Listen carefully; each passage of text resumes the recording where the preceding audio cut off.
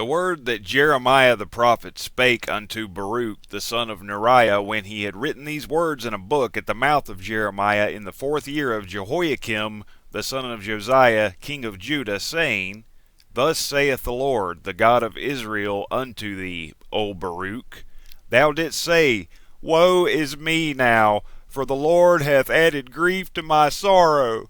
I fainted in my sighing, and I find no rest. Thus shalt thou say unto him, The Lord saith thus, Behold, that which I have built will I break down, and that which I have planted I will pluck up, even this whole land, even this whole world, this whole flesh age will be done away with at the 7th trumpet.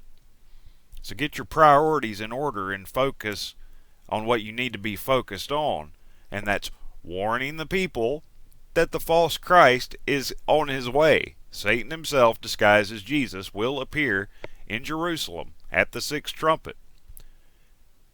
Verse 5, And seekest thou great things for thyself?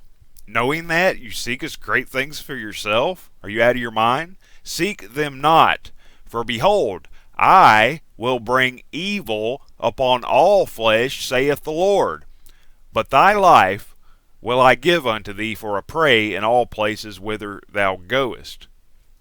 You have attained eternal salvation, in other words, and that's what really matters, your treasure in heaven. As Christ said, don't gather treasure that is corruptible in this flesh age, but rather worry about your righteous acts, because that's the only thing you're going to be able to take with you. That's what makes up your fine linen that you wear in heaven.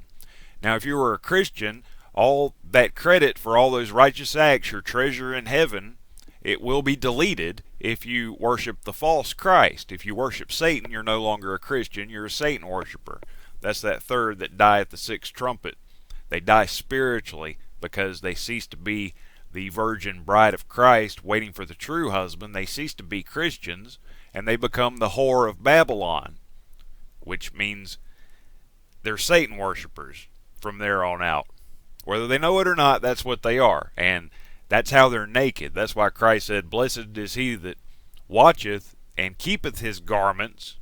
Your righteous acts make up the fine linen that you wear in heaven, lest he walk naked and they see his shame. So there you have it. That's how they're going to be naked and ashamed, because at the 7th trumpet, whenever the true Christ returns, as it's written in Revelation, they're going to pray for the mountains to fall on them. They're so ashamed. And in another place in the Gospels, Christ said, Many will come to me in that day, meaning the day of the Lord upon his return, and say, Lord, Lord, do we not do many wonderful works in your name? And he'll say, Get away from me, I never knew you, ye that work iniquity. He says, I never knew you. Okay? So think about it. Get your priorities in order. What really matters? What would Jesus do? If Jesus were here now, what would he care about? He would care about planting those seeds of truth, warning the people of the deception that's coming, as well as the deception in the world now brought about by the Kenites through their 4 hidden dynasties of education, economics, politics, and religion, and warning the people to get into their Father's Word and study it chapter by chapter and verse by verse. That's something Christ would always say. Haven't you read? So seekest thou great things for yourself? That's not what you need to be doing right now. You can forget about your dreams, your daydreams, your plans. Your plans aren't going to happen. God's plan will happen exactly as it's written.